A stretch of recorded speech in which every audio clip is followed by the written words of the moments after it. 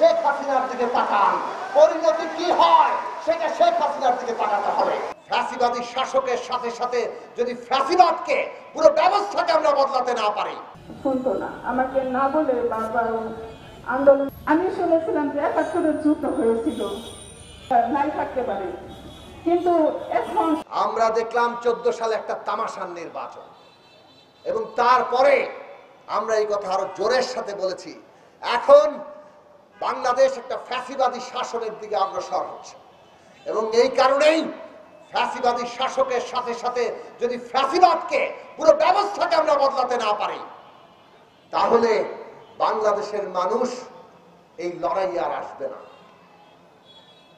খেয়াল করে দেখুন, 14, 15, 16, 17, 18 সাল ধরে লড়াই হয়েছে, কিন্তু আমরা যেইভাবে লড়াই হলে মানুষকে নামাতে পারতাম। বান্ডেল থাকলে প্রতি সেনমানিতে টাকা বাঁচবে। বিকাশ সেনমানি বান্ডেল কিনে জিতুন প্রতি লেনদেনে। আমাদের অনেক আত্মত্যাগ হয়েছে, বিরোধী দলের নেতা কর্মীদের উপরে হামলা, মামলা, গুম, খুন, অত্যাচারের এই দাবানল তৈরি করার জন্য জনগণকে বারুদের স্তূপ হতে হয়েছে।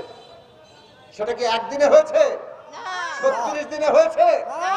দীর্ঘ বছরের পর বছর লড়াই ধরে মানুষ ধীরে ধীরে বারুদের স্তূপে পরিণত হয়েছে।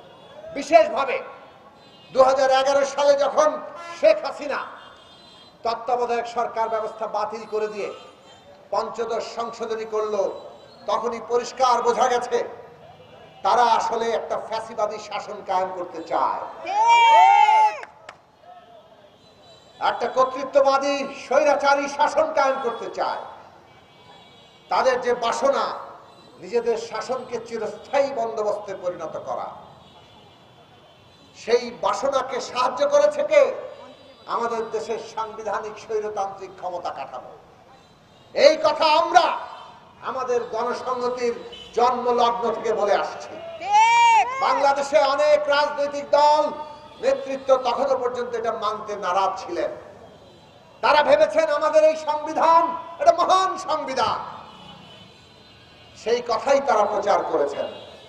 আমরা বলেছি এই সংবিধান মহান মুক্তিযুদ্ধের উপর দাঁড়িয়ে হয়েছে, কিন্তু মুক্তিযুদ্ধের যে আকাঙ্ক্ষা ছিল সাম্য, মানবিক মর্যাদা, সামাজিক সুবিচার প্রতিষ্ঠা করা, তার জন্য গণতন্ত্র প্রতিষ্ঠা করা, সেই আকাঙ্ক্ষা সংবিধানে প্রতিফলিত হয়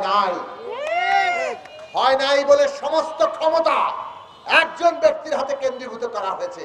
যিনি প্রধানমন্ত্রী হন তার হাতে সব ক্ষমতা, আর তিনি পুরো রাষ্ট্রটা পকেটে ঢুকিয়ে জনগণের উপর স্টিম রোলার চালিয়েছেন।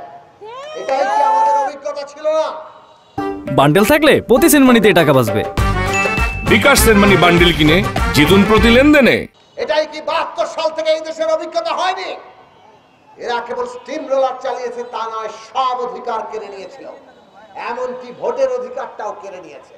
দেশের উন্নতির মধ্যে আমাদের শ্রমিক নাই, আমাদের কৃষক নাই, আমাদের নারী নাই, নিপীড়িত জাতি নাই, নিপীড়িত ধর্মীয় জনগোষ্ঠী নাই, আমাদের সংখ্যাগরিষ্ঠ ছাত্র, যুব, তরুণ, তাদের যে স্বার্থ সেই স্বার্থ নাই। তারা বাংলাদেশকে গড়ে তুলবে, তাদের উপরে আমরা ভরসা রাখতে চাই। আগামী দিনে এই তরুণদেরকে কাজে লাগাতে হলে আমাদের শিক্ষায়, স্বাস্থ্যে, আমাদের সমস্ত কর্মসংস্থান তৈরিতে যে নতুন নীতি দরকার, সেই নীতি তৈরি করতে হলে জনগণের পক্ষে জনমানুষের রাজনৈতিক শক্তির বিকাশ দরকার। আমরা গণসংহতি আন্দোলন, আমরা সেই লড়াই করে গেছি, প্রতিষ্ঠাকাল থেকে আজও লড়াই করছি, ভবিষ্যতেও লড়াই করব।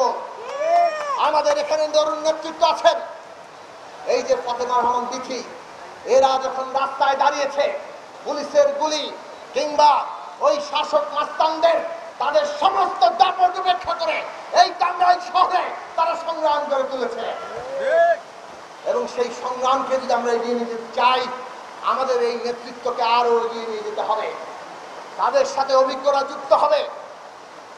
আমাদের এই টাঙ্গাইলে আমাদের কেন্দ্রীয় কমিটির সদস্য আলী দেওয়ান আছে, আমাদের নেতা লাবু আছে, আমাদের নেতা ছাত্র ফেডারেশনের সাবেক সাধারণ সম্পাদক আশরাফুল আলম সোহেল আছে, আমাদের তরুণ ছাত্র ফেডারেশনের বর্তমান নেতৃত্ব আছে, নারী পুরুষ, এবং আমাদের এখানে মেয়েরা যে নেতৃত্বের জায়গা দেখিয়েছে, সেইটা নতুন করে টাঙ্গাইলবাসীকে ঐক্যবদ্ধ করবে।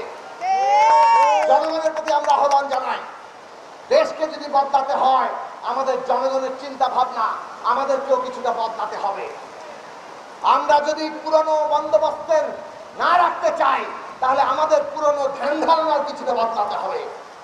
বাংলাদেশে এই চুরি দুর্নীতি, এই লুটপাট, খুন,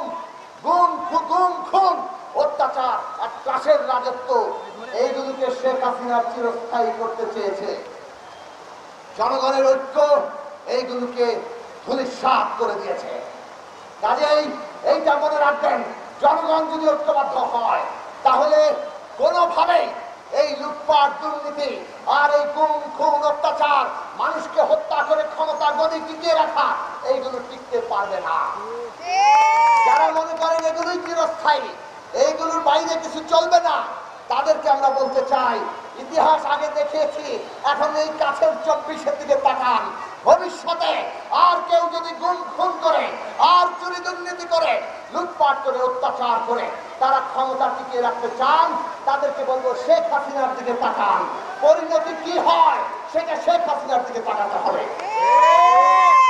আমরা জনগণের প্রতি আহ্বান জানাই, জনগণের ঐক্যবদ্ধ শক্তি ছাড়া জনগণের অধিকার মর্যাদা, জনগণের গণতন্ত্র, বৈষম্যহীন বাংলাদেশ, অন্তর্ভুক্তিমূলক বাংলাদেশ, সর্বোপরি জনগণের বাংলাদেশ, এইটা রক্ষা করা যাবে না। কাজে জনগণের নিজস্ব রাজনৈতিক শক্তি দরকার।